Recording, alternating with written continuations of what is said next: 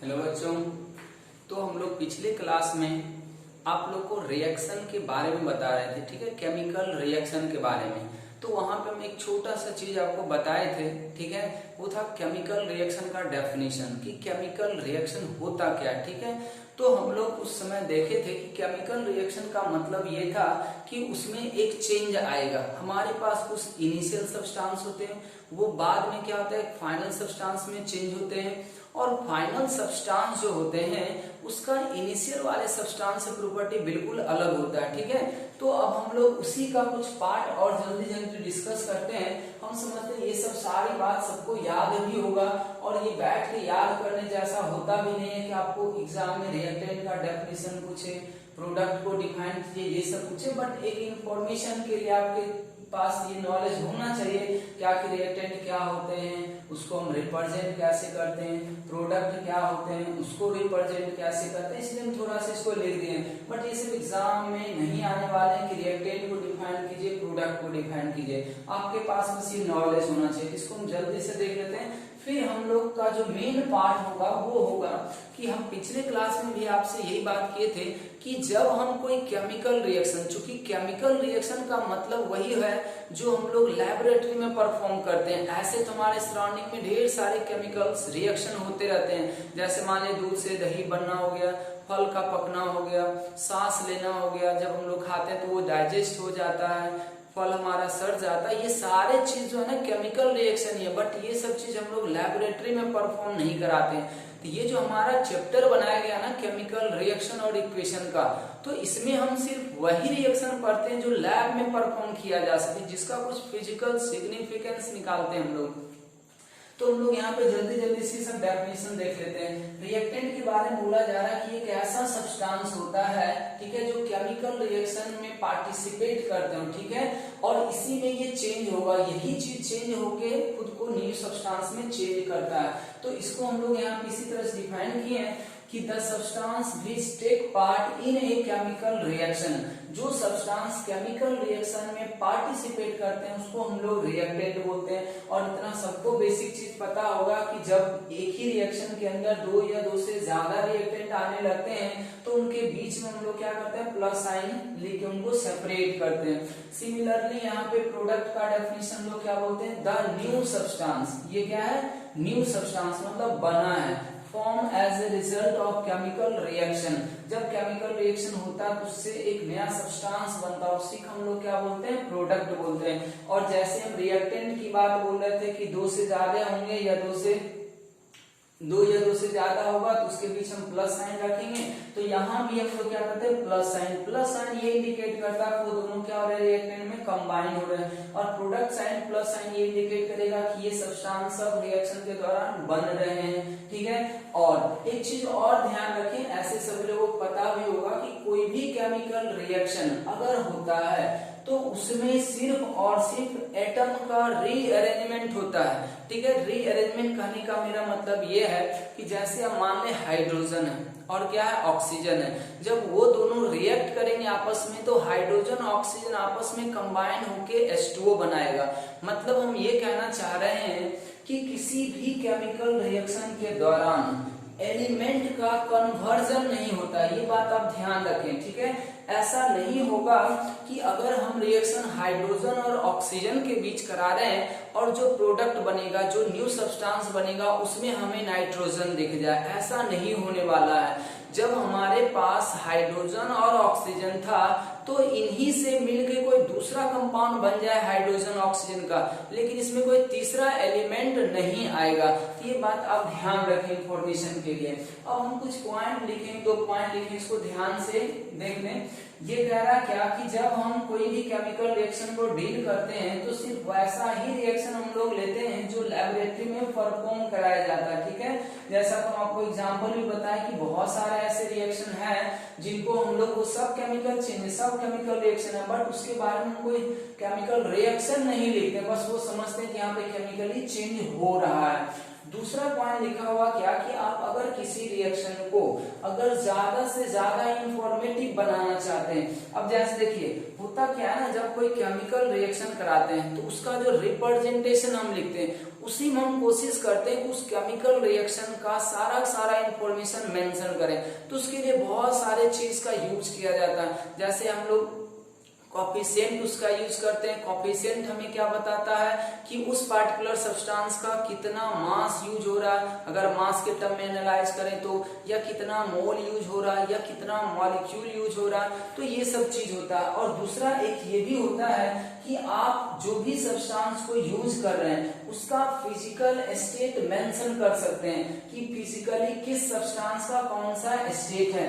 जैसे देखिए अगर हमारे रिएक्शन में कोई गैस यूज हो रहा है तो गैस का पहले हम उस गैस का फॉर्मूला लिखेंगे, अगर एलिमेंट है तो एक सिंबल लिख देंगे, कंपाउंड के फॉर्म होगा तो उसका फॉर्मूला लिखेंगे, और उसको हम पूरा गैसेस सब्सटेंस नहीं लिखते, उसके लिए एक सिंबल बना लिया कि आप उसके साथ क्या करें, छोटी ब्रैकेट में नीचे में जी लिख दें, इसका मतलब वो गैस हो जाता है। सॉलिड सब्सटेंस के लिए एस लिखते हैं, लिक्विड सब्सटेंस के लिए एल लिखते हैं। अब एक आएगा एक्वस सब्सटेंस। एक्वस सब्सटेंस का क्या मीनिंग होता है? एक्वस सब्सटेंस का मीनिंग होता है सॉल्यूशन फेज। इसका ये मतलब है, आप ऐसे समझें कि जैसे मान लीजिए हमारे पास BaSO4 है, ठीक है, या सोडियम सल्फेट हम लोग लेते हैं, पहले सोडियम सल्फेट है, तो सोडियम सल्फेट क्या ऐसे आपको एक सॉलिड के फॉर्म में दिखेगा, लेकिन हम उसको क्या करते हैं, दूसरे सब्सटेंस जब हम लोग लेते हैं ना, बैरियम क्लोराइड आप ले सकते हैं, तो बैरियम क्लोराइड भी क्या एक सॉलिड सब्सटेंस, क्योंकि ये सब सॉल्ट होते हैं, ठीक है।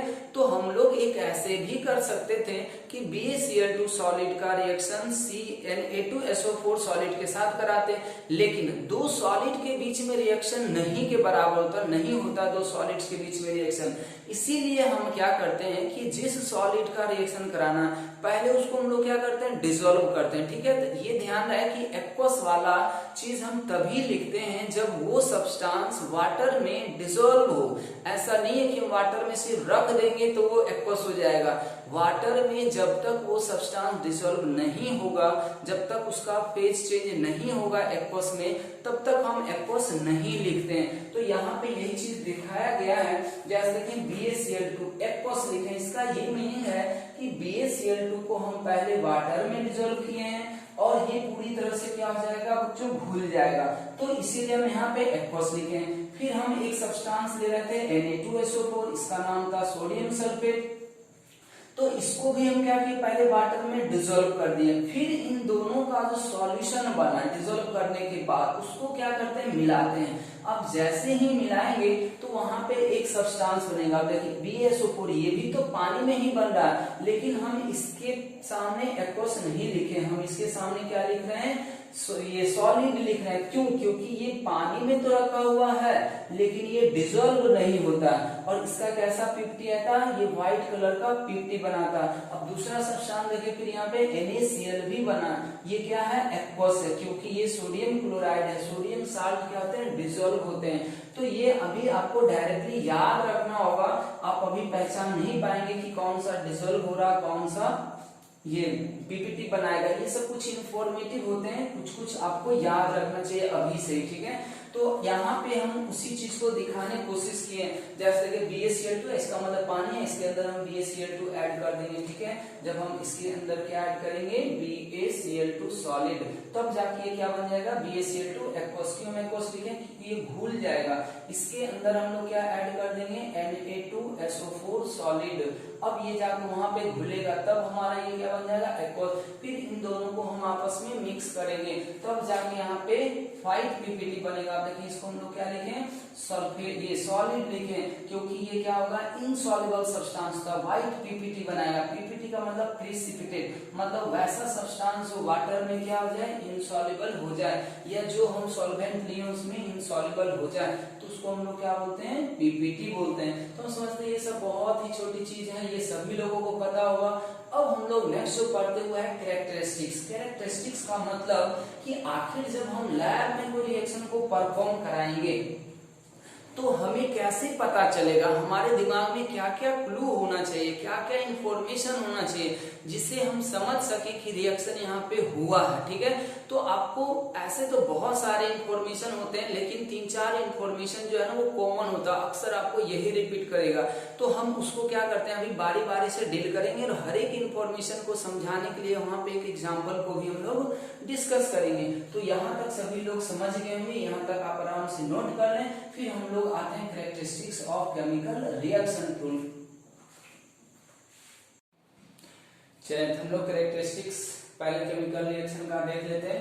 अब जैसे देखें, पहले हम लोग ये समझते हैं कैरेक्टरिस्टिक्स किसी भी केमिकल रिएक्शन का होता क्या है। ठीक है, तो हम आपको पहले दिन से ही बता रहे हैं कि कोई भी रिएक्शन लेबोरेटरी के अंदर अगर परफॉर्म हम लोग करते हैं तो वो रिएक्शन स्टार्ट हुआ, कुछ समय तक चला, कंप्लीट हुआ, ये सारा चीज हमें कैसे पता चलता है। तो इस चीज को जज करने के लिए रिएक्शन हमारा हो रहा है, प्रोसीड कर रहा है, कंप्लीट होने वाला है, तो ये सारा चीज हम जज करते हैं, या केमिकल चेंज स्टार्ट हुआ है, तो ये सारे चीज को जज करने के लिए ही रिएक्शन के कैरेक्टरिस्टिक्स को ध्यान रखना होता है। ये सब चीज याद करने जैसा होता है कि आपको याद रखना होगा कि इस तरह के रिएक्शन में ये चीज इवॉल्व होता है। तो उसी में से कुछ कैरेक्टरिस्टिक्स हमारे बहुत ज्यादा इंपॉर्टेंट है। ऐसे बहुत सारे कैरेक्टरिस्टिक्स हो सकते हैं, लेकिन हम लोग यहाँ पे कुछ इंपॉर्टेंट कैरेक्टरिस्टिक्स की बात कर रहे हैं। ठीक है, तो उसमें से पहला जो हम लोग लिखे हैं वो है इवोल्यूशन ऑफ गैस। मतलब कि पहले हम ये देखना चाहेंगे कि क्या कोई रिएक्शन में गैस इवॉल्व होता है या नहीं होता है। तो अगर कोई गैस इवॉल्व होता है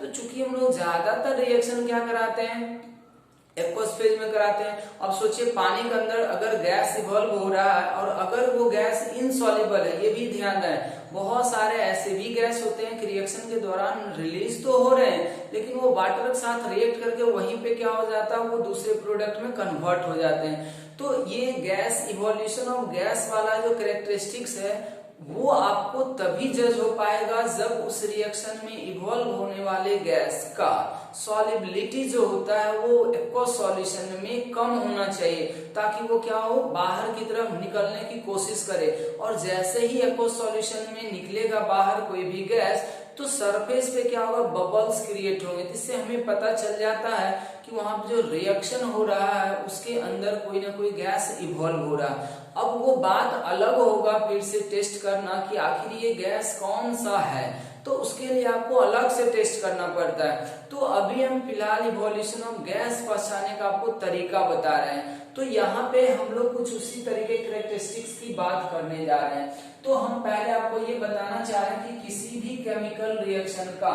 कैरेक्टरिस्टिक्स का क्या मतलब होता है। तो यहाँ पे लिखा गया है इजिली ऑब्जर्वेबल, ये चीज ध्यान रहे, ऑब्जर्व होने वाला क्वांटिटी, जिसे हम अपने आंखों से आराम से देख पाएंगे। ठीक है, ओपन आईज से देख सकते हैं, उसको हम लोग बोलते हैं इजिली ऑब्जर्वेबल चेंजेस। ठीक है, किसी भी केमिकल रिएक्शन के दौरान जो ऑब्जर्वेशन हमें देखने को मिलता है उसी को हम लोग उस केमिकल रिएक्शन का कैरेक्टरिस्टिक्स मान लेते हैं। और अब यहाँ पे होता क्या है कि अगर कोई कैरेक्टरिस्टिक्स हमें पता चल रहा है तो उससे हम किसी भी केमिकल रिएक्शन के बारे में ये पता कर पाते हैं कि हमारा केमिकल रिएक्शन हो रहा है। तो यहाँ पे हम यही लिखे हैं कि this observation help us to determine whether a chemical reaction take place और नॉट भी कर सकते हैं। कोई केमिकल रिएक्शन हो रहा है या नहीं हो रहा है तो उसको हम आसानी से जज कर सकते हैं। ठीक है, अब यहाँ पे हम कुछ इंपॉर्टेंट कैरेक्टरिस्टिक्स मेंशन किए हैं। जैसे देखिए पहला हमारा क्या है, इवोल्यूशन ऑफ गैस। हम अभी इसी के बारे में आपको समझाने की कोशिश कर रहे थे कि इवोल्यूशन ऑफ गैस, तो ये ध्यान रहे हमेशा कि इस कैरेक्टरिस्टिक से हमें तभी रिएक्शन के बारे में पता चल पाता है कि रिएक्शन हुआ है जब हम लोग क्या कर रहे हो, एक्वस फेज में स्पेशली रिएक्शन को करा रहे हो और उस रिएक्शन के दौरान जो गैस इवॉल्व हो रहा है वो उस सॉल्वेंट के साथ या जो एक्वस सॉल्यूशन हमारा लिया गया उसके साथ रिएक्शन नहीं करना चाहिए, या यूं कहें कि वो सॉल्युबल नहीं होना चाहिए उसके अंदर, क्योंकि बाहर वो गैस जब तक आएगा नहीं आपको पता नहीं चलेगा। तो यहाँ पे ये बात ध्यान रखना आपको बोल दिए। ठीक है, यहाँ दूसरा क्या, चेंज इन टेम्परेचर। कहीं कहीं रिएक्शन में टेम्परेचर चेंज होगा। और इसको मेजर कैसे किया जाता है, तो इसको मेजर करने के लिए या तो आप रिएक्शन कंटेनर के अंदर या रिएक्शन के सॉल्यूशन में थर्मामीटर लगा सकते हैं कि रिएक्शन जब हम स्टार्ट नहीं किए तब उस सॉल्यूशन का टेम्परेचर कितना। अब मान लिया अगर थोड़ा सा भी हीट अगर इंक्रीज करेगा, वहां पे रिलीज होगा, तो उसका टेम्परेचर क्या हो जाएगा, बढ़ जाएगा। या आप उस कंटेनर को या उस पॉट को या टेस्ट ट्यूब को आप टच करके भी देख सकते हैं कि पहले के कंपेरेटिवली वो आपको हॉट लग रहा है या कोल्ड लग रहा है। तो ये हमारा टेम्परेचर चेंज आएगा। फिर उसी तरह से आएगा चेंज इन कलर, कहीं कहीं कलर का भी चेंज होता है। ये सब हम बारी बारी से देखेंगे। फिर है चेंज इन स्टेट। आप एक और एक्स्ट्रा ध्यान रखना चाहें तो रख सकते हैं, formation of precipitation. Precipitation reaction होता है जिसमें पीपीटी बनते हैं, इनसॉल्युबल सब्सटेंस बनते हैं और उसका कुछ अपना एक स्पेसिफिक कलर होता है। अब ये कलर हमको याद भी रखना पड़ता है। कुछ कुछ कॉमन सब्सटेंस का हम लोग फिलहाल याद रखेंगे, ऐसे बहुत सारे ऐसे कंपाउंड होते हैं। अब हम पहला आपको एक चीज ये बताने जा रहे हैं कि ये जो भी हम ऑब्जर्वेशन लिखे, ठीक है, ये ऐसा जरूरी नहीं है कि एक रिएक्शन में इनमें से कोई एक ही चेंज आपको देखने को मिलेगा। हो सकता है कि सेम रिएक्शन के दौरान एक से ज्यादा चेंज हो जाए। मतलब आपको वहां गैस रिवॉल्व होता हुआ दिखेगा, हो सकता है वहां टेम्परेचर भी घट बढ़ जा रहा होगा, हो सकता है वहां पे कुछ कलर का भी चेंज हो रहा होगा, तो एक साथ भी दिख सकते हैं।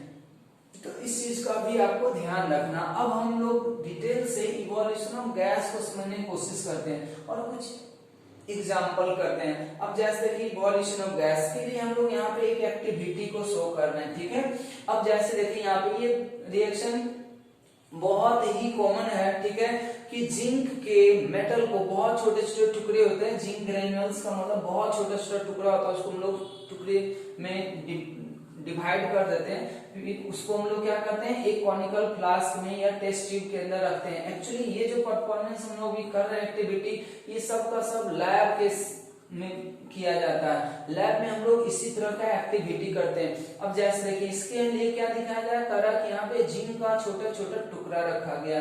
अब इसमें हम लोग क्या करते हैं, डाइल्यूट H2SO4। ये बात आप ध्यान रहे, मीडियम क्या होना चाहिए H2SO4 का, डाइल्यूट। अगर कोई कंसंट्रेटेड ले लेगा ना तो फिर यहाँ पे गैस इवॉल्व होगा, लेकिन हाइड्रोजन गैस इवॉल्व नहीं होता, वो ध्यान रहे। फिर मेटल के ऊपर भी डिपेंड करता है, इसके बारे में डिटेल से आप लोग आगे पढ़िएगा 11th-12th में।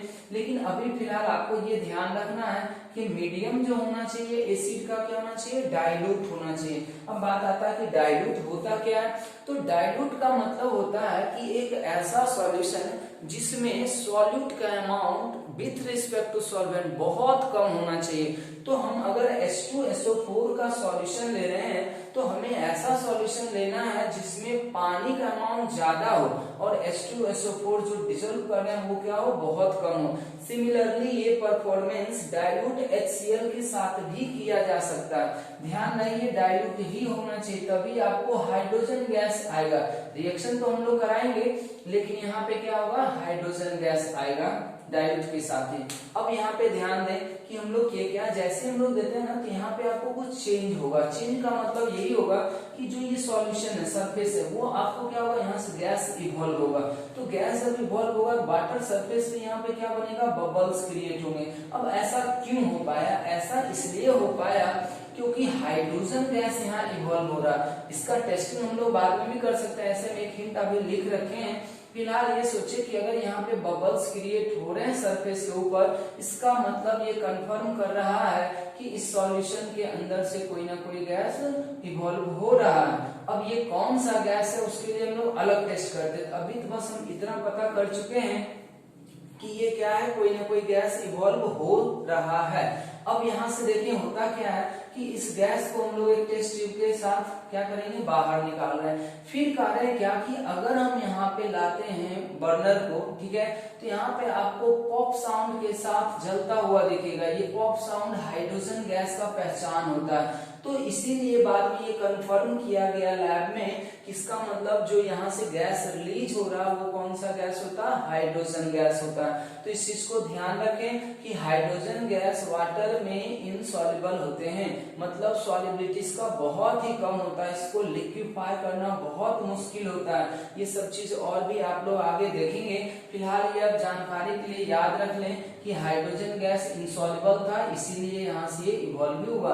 कभी कभी ऐसा भी होता है कि गैस तो इवॉल्व होगा लेकिन वो वाटर के साथ रहता बहुत तेज से रिएक्ट करके किसी और में कन्वर्ट हो जाएगा, तो हो सकता है आपको इवॉल्व होता हुआ ना भी दिखे। तो यहाँ पे हम लोग 2 एग्जाम्पल उसी को दिए। अब देखें Zn सॉलिड है प्लस डाइल्यूट H2SO4, ये सब चीज हम लोग आगे सीखेंगे भी अभी कि कोई भी केमिकल रिएक्शन को हम कैसे कैसे रिप्रेजेंट करते हैं, उसको वर्ड में कैसे रिप्रेजेंट करते हैं, सिंबल में कैसे रिप्रेजेंट करते हैं, व्हाट इक्वेशन क्या होता है, वो सब आगे हम लोग देखेंगे। पहले हम कैरेक्टरिस्टिक्स पहचान लेते हैं, फिर जब हम केमिकल रिएक्शन स्टार्ट करेंगे तब वहां पे ये सारा चीज हम लोग सीख लेंगे। फिलहाल देखिए ये आप रिएक्शन याद भी रखिए, बहुत इंपॉर्टेंट है और बहुत कॉमन भी है, ये आपको अक्सर एग्जाम में मिलेगा। Zn सॉलिड डाइल्यूट H2SO4, जब ऐसे लिखा रहा है ना इसका मतलब वही समझे कि डाइल्यूट H2SO4 के सॉल्यूशन में हम लोग जिंक का छोटा छोटा टुकड़ा ऐड कर दिए, ठीक है। उसके बाद ये बनाया गया ZnSO4 एक्वस। अब देखें छोटा सा ये यहाँ पे टर्म लिखे एक्वस, इसका मतलब ये सॉल्युबल है या इनसॉल्युबल है, तो ये सॉल्युबल होगा Zn सल्फेट, जिंक सल्फेट है। और यहाँ देखिए क्या हाइड्रोजन गैस इवॉल्व हो रहा है, जहां पे भी हम लोग अपवार्ड एरो देते हैं वो क्या होता है गैस होता है, मतलब ये गैस क्या हो जाएगा रिलीज होगा, ठीक है। और यहाँ से बाहर आ जाएगा। इसको टेस्ट करने के लिए कि हाइड्रोजन गैस ही है, इसके लिए हम लोग एक टेस्ट करते हैं, ये पॉप साउंड के साथ बर्न होता है। सेम तरह से आप जिंक का डाइल्यूट HCl के साथ भी करा सकते हैं, तो यहाँ पे सल्फेट की जगह पे क्या बन जाएगा क्लोराइड बन जाएगा, और यहाँ पे क्या बन जाएगा हाइड्रोजन गैस बन जाएगा। अब देखिए इस चैप्टर में आपको एक दिक्कत ये हो सकता है कि हम बोलेंगे कि ये और ये रिएक्शन किया, ये कंपाउंड बना, तो ये कंपाउंड बना तो उसका तो आपको केमिकल फॉर्मूला लिखना पड़ेगा। तो अब ये फॉर्मूला आप कैसे लिखेंगे, तो इसके लिए हम 9th क्लास में ही आप लोगों को बहुत सारे एनायंस के बारे में लिखाया गया था, केटायंस के बारे में लिखाया गया था, फिर क्रिस क्रॉस मेथड से फॉर्मूला बनाने के लिए सिखाया गया था।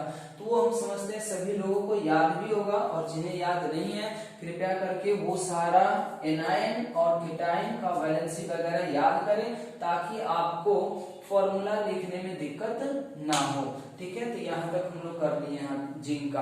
अब बात आता है क्या ये रिएक्शन सिर्फ जिंक के साथ ही हो सकता है कि और भी मेटल्स हो सकते हैं। तो बच्चों इसके लिए हम लोग बहुत डिटेल से अभी यहाँ नहीं जानेंगे। ये रिएक्शन डाइल्यूट H2SO4 का सिर्फ जिंक के साथ नहीं होगा, ऐसे हम लोग बोलते हैं कोई भी रिएक्टिव मेटल ये रिएक्शन कर सकता है, लेकिन चूंकि हम ये लैब में कराते हैं, ठीक है, तो लैब में क्या होता है कि जो ज्यादा हाईली रिएक्टिव मेटल होता है तो वहां पे एक्सप्लोजन होने का चांस होता है, ठीक है।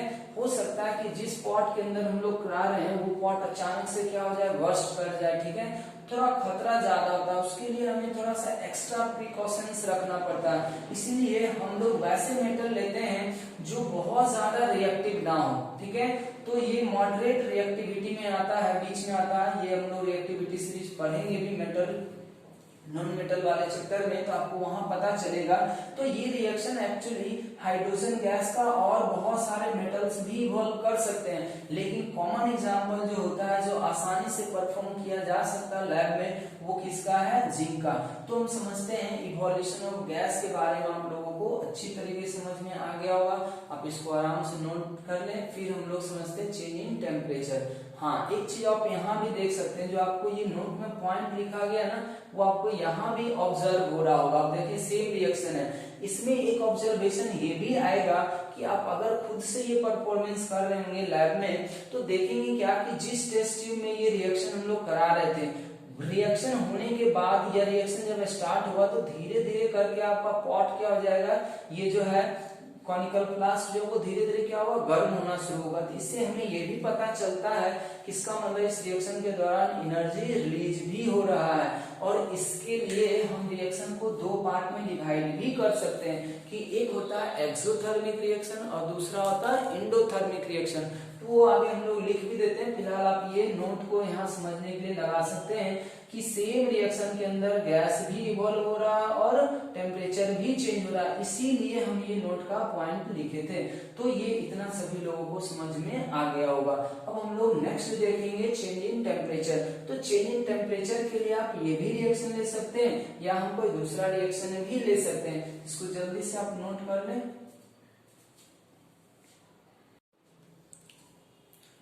अब देखो बच्चों, यहाँ पे हम लोग चेंज इन टेम्परेचर को समझने की कोशिश कर रहे हैं, ठीक है। तो यहाँ पे ये बताया जा रहा है कि बहुत ऐसे रिएक्शन होते हैं, हम ये भी नहीं कर सकते सारे रिएक्शन में एनर्जी का चेंज होता ही है, बहुत ऐसे भी रिएक्शन है जिसमें एनर्जी ना तो एब्जॉर्ब होते ना तो रिलीज होते हैं। इसीलिए यहाँ पे लिखा गया है there are so many reaction in which either energy is release. और एक बात आप लोग यहाँ से ध्यान रखें अभी कि जब भी हम एनर्जी की बात करते हैं ना तो उसमें हीट भी आ सकता है और लाइट भी आता है, ठीक है। तो इसलिए हमें अलग से लिखने का जरूरत नहीं होता है, वो डिपेंड करता है रिएक्शन के टाइप के ऊपर कि कहाँ पे एनर्जी रिलीज होने वाला लाइट के फॉर्म में हो रहा है और कहाँ पे हीट के फॉर्म में हो रहा है। तो इसलिए हम लोग सीधा सीधा एनर्जी वर्ड यूज कर रहे हैं, तो आप एनर्जी टर्म को ही ध्यान रखें। There are so many reaction in which either energy is released or absorbed, ठीक है। Hence, temperature of reaction is either increase or decrease respectively। respectively यहाँ पे हम इसलिए लिखे हैं, कह रहा क्या कि अगर किसी भी रिएक्शन में एनर्जी रिलीज होगा तो उस रिएक्शन का टेम्परेचर क्या होगा, बढ़ेगा। इसलिए एनर्जी रिलीज होगा तो टेम्परेचर क्या होगा, इंक्रीज होगा। अगर एनर्जी उल्टा ही एब्जॉर्ब हो रहा है तो रिएक्शन का टेम्परेचर क्या हो जाएगा, घट जाएगा। तो कह रहा क्या कि इस एनर्जी रिलीज और एब्जॉर्ब के बेसिस पे हम केमिकल रिएक्शन को दो कैटेगरी में डिवाइड कर सकते हैं, जिसमें से पहला बताया गया है आपको एक्सोथर्मिक। एक्सोथर्मिक रिएक्शन का क्या मतलब है, एक्सोथर्मिक रिएक्शन हम वैसे रिएक्शन को बोलते हैं जिसके दौरान, जिसके खत्म होते होते बहुत सारे एनर्जी क्या होते हैं, रिलीज होते हैं। अब यहाँ भी देखिए हम वापस क्या लिखे, एनर्जी लिखे। इसका मतलब ये हीट के भी फॉर्म में हो सकता है और फिर लाइट के फॉर्म में भी हो सकता है। तो अब ध्यान रखिए जहां भी एनर्जी लिखा जाए मतलब उसमें दोनों इंक्लूड होता है। तो इसमें यही लिखा गया है the chemical reaction in which energy is released is known as exothermic reaction.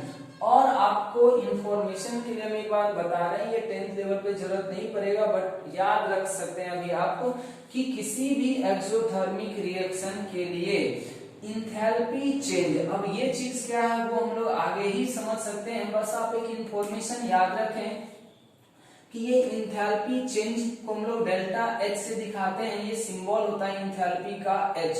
तो हम लोग चेंज लिए, चेंज का मतलब हम लोग क्या लगा देते हैं, डेल्टा एच। जैसे ई का मतलब एनर्जी लेते हैं तो आप डेल्टा ई कर देंगे तो चेंज एनर्जी हो जाएगा, ठीक है। तो इसी तरीके से इंथैल्पी चेंज जो आएगा वो क्या आएगा, लेस देन जीरो आएगा। मतलब ये हमेशा चेंज निगेटिव होता है, ठीक है। क्यों होता है ये सब चीज आगे हम लोग समझेंगे। फिलहाल आप अगर इतना याद रख लें तो बहुत अच्छी बात है, अगर आप याद नहीं भी रखेंगे अभी तो बहुत ज्यादा आपको दिक्कत नहीं होने जा रहा। अब बहुत है तो आप डेफिनेशन याद रख लें, ठीक है। अब हम एक्सोथर्मिक रिएक्शन को समझने के लिए यहाँ पे कुछ एग्जाम्पल लिए, इसमें एक्टिविटी करने का वही सारा रूल्स रहेगा। आप यहाँ भी एक फिगर बना सकते हैं, ये सारे रिएक्शन करा सकते हैं, बट हम डायरेक्ट रिएक्शन के फॉर्मेट में आना चाहते हैं। लैब में जाएंगे तो वहां पे उस तरीके से इंस्ट्रक्शन आपको दिया जाता है, आप केयरफुली इन सबको परफॉर्म कर सकते हैं। पहला हम लिखे हैं, हमारे पास आगे चैप्टर में एसिड बेस चूंकि पढ़ना भी है इसलिए एक्सोथर्मिक रिएक्शन में ये न्यूट्रलाइजेशन रिएक्शन को मेंशन करना जरूरी है। न्यूट्रलाइजेशन रिएक्शन हम किसको बोलते हैं, हम लोग जब भी बोलते हैं कि एसिड और बेस जब रिएक्शन करेगा तो उस रिएक्शन को हम लोग क्या बोलते हैं, न्यूट्रलाइज होना। एसिड और बेस एक दूसरे को क्या करते हैं, रिएक्ट करते हैं, खत्म कर देते हैं रिएक्शन मिक्सचर से, तो उसी का नाम होता है न्यूट्रलाइजेशन रिएक्शन। तो कह रहा क्या, न्यूट्रलाइजेशन ऑफ स्ट्रॉन्ग एसिड और स्ट्रॉन्ग बेस, ठीक है, का अगर हम लोग रिएक्शन कराते हैं तो उस रिएक्शन के दौरान एनर्जी रिलीज होता है। अब क्या कहेगा, क्या स्ट्रॉन्ग के बीच ही होगा या वीक स्ट्रॉन्ग के बीच भी हो सकता है, तो जनरली एक्सोथर्मिक ही होता है। न्यूट्रलाइजेशन रिएक्शन क्या होते हैं, एक्सोथर्मिक ही होते हैं। लेकिन अगर हम स्ट्रॉन्ग एसिड स्ट्रॉन्ग बेस के बीच में कराते हैं तो उसमें बहुत ज्यादा एनर्जी रिलीज होता है। कारण क्या है कि स्ट्रॉन्ग एसिड और स्ट्रॉन्ग बेस को टूटने में हमें कुछ एनर्जी देना नहीं पड़ता, जितना एनर्जी होता है वो सबका सब रिलीज ही होता है। इसलिए स्ट्रॉन्ग एसिड स्ट्रॉन्ग बेस हम लोग लिख रहे हैं, लेकिन ऐसा जरूरी नहीं है कि सिर्फ स्ट्रॉन्ग के केस में ही एनर्जी रिलीज होगा, ठीक है। तो इस चीज को आप ऐसे याद रख सकते हैं। नेक्स्ट हम लोग यहाँ पे एक और एग्जांपल उसी के साथ दिए हैं, ये HCl और NaOH के बीच रिएक्शन है। तो सोचें HCl और NaOH के बीच रिएक्शन हो गया, क्या बन रहा है, NaCl और H2O। अब इसमें देखिए बहुत लोगों को ऐसे लग रहा होगा कि क्या हमें पूरा का पूरा रिएक्शन इसी तरीके से याद रखना होगा, कैसे हमें पता चला कि ये दोनों रिएक्शन करेगा तो यही बनेगा। तो ये सब चीज केमिकल रिएक्शन जो होता है इनऑर्गेनिक, इसको हम लोग बोलते हैं, इसमें बहुत सारे केमिकल रिएक्शन को तो आपको याद ही रखना होगा प्रोडक्ट, ठीक है। नहीं तो हमारे पास कुछ तरीके भी होते हैं, ठीक है, जिससे हम अपने मन से प्रोडक्ट बना सकते हैं। तो इसके लिए आपको थोड़ा सा मेहनत करना पड़ेगा, और वो मेहनत ये होता है कि जो कंपोनेंट दिया जाए ना उसको हम लोग तोड़ देते हैं, आयन में एक्सचेंज करते हैं। सभी जगहों पे ऐसा नहीं होगा ऑब्वियस है, लेकिन अगर हम एसिड और बेस वाले रिएक्शन की बात करें तो वहां पे ये बात वैलिड है, ठीक है, कि जब भी एसिड और बेस का रिएक्शन हो तो आप क्या करें, सॉल्ट और वाटर बनाएं। लेकिन ये भी ध्यान रहे कि सॉल्ट और वाटर का फॉर्मेशन तभी होता है जब आपका एसिड क्या हो, H+ देने वाला, बेस क्या हो, OH- देने वाला। ये सब चीज हम लोग आगे पढ़ेंगे। फिलहाल अब डायरेक्ट अगर याद रखना चाहे याद रख ले, नहीं तो हम ऐसे करते हैं कि HCl में Cl क्या है, माइनस है, NaOH में Na क्या है, प्लस है। तो एसिड का माइनस बेस के प्लस वाले साथ कंपाउंड बनाएगा, तो सोचिए Na+ और Cl- मिलके क्या बना देगा, NaCl। फिर इसका H+ और इसका OH- मिलके क्या किया, ऐसा बना दिया।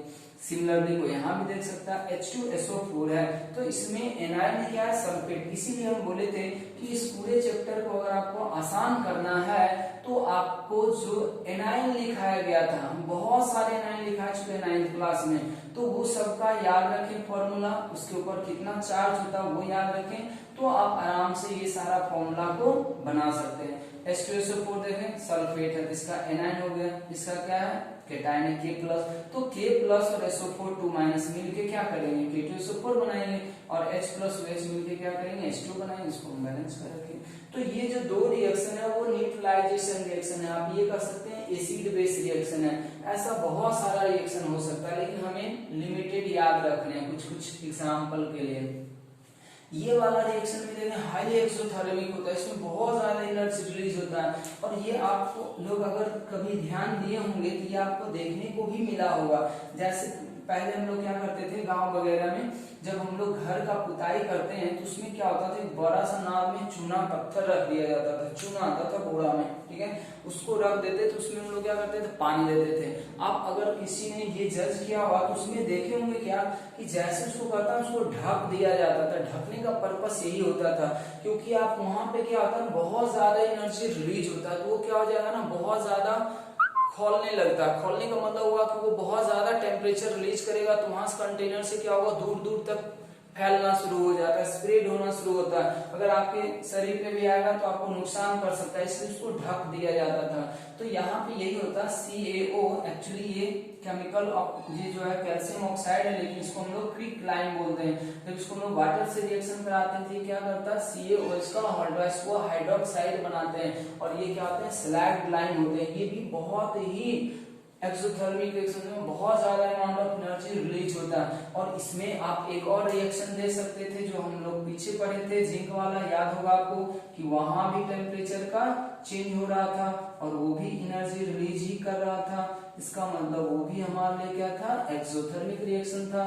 ZnSO4 एक्वस, और ये बन जाएगा हमारा H2 गैस। तो इसका लिमिटेशन नहीं है, हमें क्या करना है ना, हर एक टाइप में 2-3 एग्जांपल को बस याद रखना है। रिएक्शन का कोई लिमिटेशन नहीं है कि यही रिएक्शन होगा, क्या इसके अलावा और कोई रिएक्शन नहीं होगा। ढेर सारे रिएक्शन होते हैं, लेकिन हम लोग जैसे जैसे क्लास आगे बढ़ेगा हमारा, वैसे वैसे हम लोग धीरे धीरे करके रिएक्शन को याद करते हैं। तो फिलहाल आप लोग ये सब रिएक्शन का इंपॉर्टेंस समझ रहे होंगे, और इन सबको आपको याद भी रखना है एक एक एग्जाम्पल के तौर पर, ठीक है। फिर से हम लोग नेक्स्ट पढ़ते हैं एंडोथर्मिक रिएक्शन। यहां तक सभी लोग लिख लें। ये देखो बच्चों, एंडोथर्मिक रिएक्शन। एक्सोथर्मिक का जो डेफिनेशन था बस उसमें एक जगह पे चेंज आएगा कि हम लोग वहां पे एनर्जी रिलीज करते थे, यहाँ पे एनर्जी एब्जॉर्ब होता। और एक चीज और ध्यान दें कि एनर्जी जो है एब्जॉर्ब होता है वो generally in the form of heat ही होता है, क्योंकि हम किसी रिएक्शन को क्या करते हैं, हीट करते हैं। तो उस तरह से हम लोग देखते हैं क्या कि कोई ऐसा रिएक्शन जिसको हीट करना पड़े, या जो रिएक्शन के मिक्सचर के टेम्परेचर को एब्जॉर्ब करता है, रिएक्शन का विकर जो ठंडा हो जाएगा, तो उस समय हम समझते हैं कि वो एंडोथर्मिक रिएक्शन चल रहा है।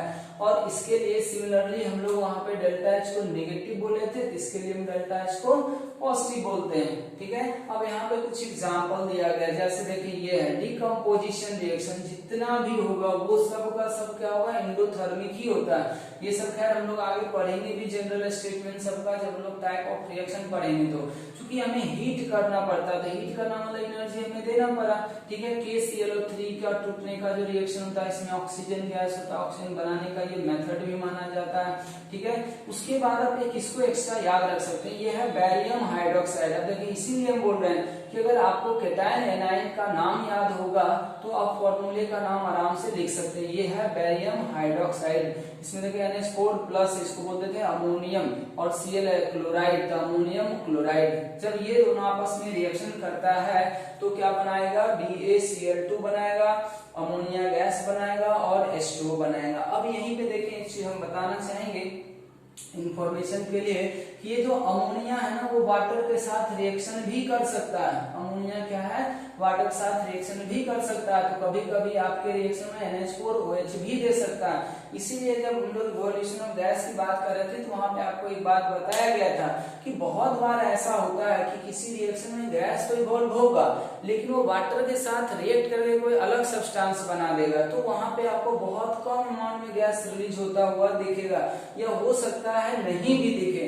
तो इसका एक एग्जांपल आपको देखें यहाँ पे देखने को मिल रहा है। तो हम समझते हैं कि टेम्परेचर चेंज आप लोग को अच्छी तरीके से समझ में आ गया होगा, और इससे आप बहुत ज्यादा आप ऐसे याद रख सकते हैं कि ये सब बस लैब में जब जाएंगे आप कोई रिएक्शन परफॉर्म करेंगे तो वहां पे आपको ऑब्जर्वेशन का नॉलेज होना चाहिए कि अगर ऐसा ऑब्जर्व हो रहा है इसका क्या मीनिंग हम निकाल सकते हैं। ठीक है, जैसे सरफेस के ऊपर बबल्स क्रिएट हो रहे हैं, इसका मतलब आपको समझ जाना कि इसका मतलब कोई ना कोई गैस इवॉल्व हो रहा है। दूसरा है कि अगर रिएक्शन के कंटेनर को अगर हम लोग देखें, अगर वो पहले के कंपेरेटिवली गर्म हो जा रहा है या ठंडा हो जा रहा है, तो आपको ये समझ लेना कि इसका मतलब यहाँ टेम्परेचर चेंज हो रहा है। और टेम्परेचर चेंज होने से ये पता चल पाएगा हमें कि जो हम रिएक्शन परफॉर्म कर रहे हैं वो एक्सोथर्मिक है या इंडोथर्मिक है। अगर आपका कंटेनर जिसके अंदर टेस्ट ट्यूब में करा रहे हैं, अगर वो टेस्ट ट्यूब ज्यादा गर्म हो गया पहले के कंपेरेटिवली, इसका मतलब वहां जब रिएक्शन हो रहा था एनर्जी रिलीज हो रहा, इसका मतलब उसको हम लोग किस नाम से जानेंगे, एक्सोथर्मिक रिएक्शन। और अगर जिस टेस्ट ट्यूब में करा रहे हैं जितना पहले टेम्परेचर था उससे अगर टेम्परेचर नीचे आया, फॉल किया टेम्परेचर, ठंडा हो गया आपका टेस्ट ट्यूब, तो हम समझ जाएंगे कि ये रिएक्शन क्या है, इंडोथर्मिक है। तो इस तरीके से हम इवोल्यूशन ऑफ गैस को डील कर चुके हैं और टेम्परेचर चेंज को डील कर चुके हैं। बचे हुए कैरेक्टरिस्टिक्स को बच्चों हम लोग अगले क्लास में डील करते हैं। तो यहाँ तक सभी लोग आराम से लिख लें, इसको कंटिन्यू करते रहें। और जो पीछे के क्लास के बारे में बताया गया आपको, केटायन एनायन का नाम, फॉर्मूला लिखना, नाम लिखना, वो आप सभी लोग देख लें, क्योंकि जब तक ये चैप्टर चलता रहेगा उन सभी चीजों का जरूरत पड़ता रहेगा। और आप देखेंगे अगर आपको वो सारा चीज याद हो जाए ना तो रिएक्शन को फिर आराम से आप लोग याद भी कर सकते हैं, इवन प्रोडक्ट आप खुद से भी लिख सकते हैं। तो वो सब चीज याद करके रखें। हम लोग अगले क्लास में कैरेक्टरिस्टिक्स करेंगे, फिर हम लोग टाइप्स ऑफ रिएक्शन के बारे में भी कुछ स्टार्ट करेंगे।